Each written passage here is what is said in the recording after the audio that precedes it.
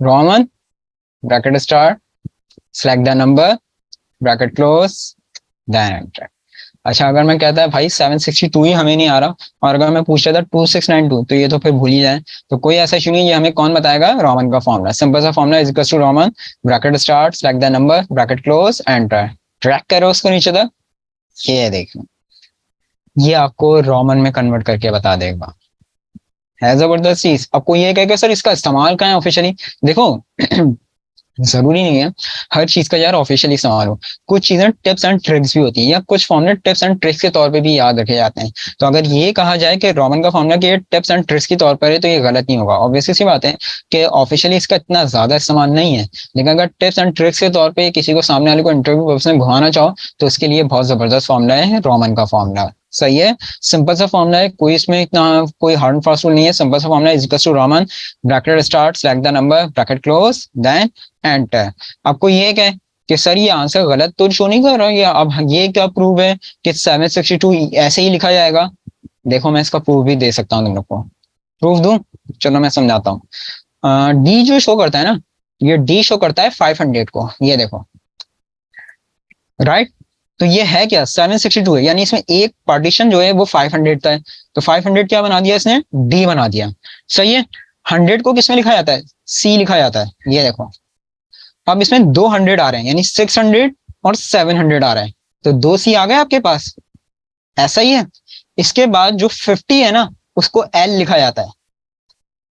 इसमें आ क्या रहा है? एक पार्टीशन किसका है? 50 का भी, यानी 750। तो 50 का भी पार्टीशन है, तो वो क्या है? वो एल है आपके पास, राइट। क्लियर हो रही है बात?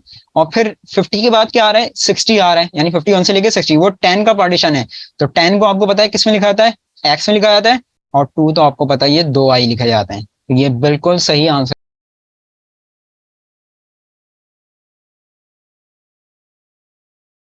शो कर रहा है। तो यहाँ पर आके देख लो, मैंने आपको इसका प्रूव भी कर दिया हाथ के हाथ।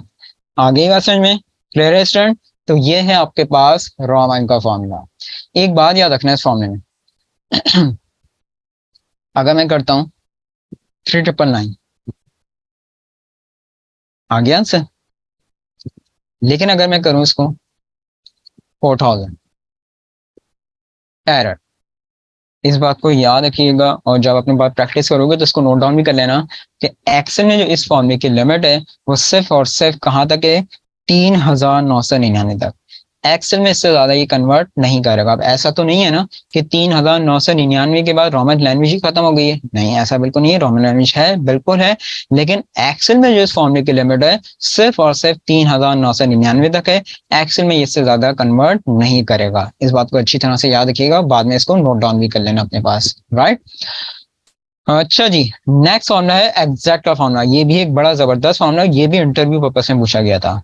पूछा क्या गया? गौर से सुनना मेरी बात। पूछा ये गया कि भाई ये दो वैल्यूज लिखी में 12 और ये भी 12 है, दोनों वैल्यूज सेम है, नजर आपको भी आ रहा है और जो इंटरव्यू ले रहा है नजर उसको भी आ रहा है।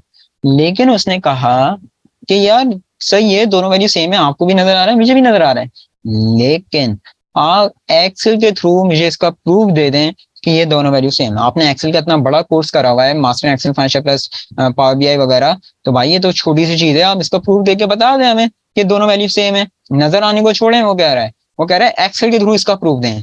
देखो एक ऑल्टरनेट तरीके कार बताऊं, दोनों तरीके बताता हूँ, फॉर्मुला बेस्ड वर्किंग बताऊंगा, ऑल्टरनेट भी बताऊंगा। एक तो तुम लोग ये कर सकते हो, equals to this, equals to this, enter, true हो गया ये। अगर चेंज होगा तो गलत फॉल्स कर देगा। ये मैनुअल तरीकेकार है। ये क्या है? मैनुअल तरीकेकार, ऑल्टरनेट तरीकेकार। वो कहता है भाई ये नहीं करना आपको, ये तो कोई आराम से कोई भी बंदा कर सकता है। आपने इतना बड़ा एक्सेल का कोर्स करा हुआ है, तो यार आप प्रोफेशनली बेस्ड वर्किंग करें ना, आपको ये ऐसा फॉर्मूला अप्लाई करें कि जिससे हमें ये वाजे हो सके कि दोनों वैल्यू सेम है। ये तो आपने ऑल्टरनेट तरीकेकार बता दिया, ये तो हम भी कर लें। आप प्रोफेशनल बेस्ड वर्किंग करके ये बताएं हमें, कोई ऐसा फॉर्मूला लगाएं जिससे ये वाजे हो सके कि दोनों वैल्यू सेम है। अब वहां पे आके वो कैंडिडेट फंस जाता है। तो हमें बिल्कुल फंसने की जरूरत नहीं है, हमें यहाँ पे फॉर्मुला बेस्ड वर्किंग आराम से कर सकते हैं। और कौन सा फॉर्मुला इस्तेमाल करेंगे हम इसके लिए? एक छोटा सा फॉर्मुला होता है एग्जैक्ट का formula. Bracket start, first text select करा आपने, comma, then the second one, bracket close, then enter. ये देखिए, अगर मैं इसको चेंज करता हूँ फॉल्स, तो ये है professional based working with formula based working. कि यहाँ पर आके मैंने फॉर्मूला बेस जरिए बता दिया कि भाई दो सेल्स में जो चीजें लिखी हुई हैं वो सेम है या नहीं है, तो यहाँ पर आके उसने उसका प्रूफ दे दिया। तो क्या समझ में आया कि एग्जैक्ट का इस्तेमाल किस लिए किया जाता है? दो सेल्स में जो चीजें लिखी हुई हैं वो सेम है या नहीं है, तो उसको प्रूफ करने के लिए आप एग्जैक्ट के फॉर्मूले का इस्तेमाल कर सकते हैं। सिंपल सा फॉर्मूला है, is equals to exact bracket start, first tag select करा आपने, then the second one bracket close and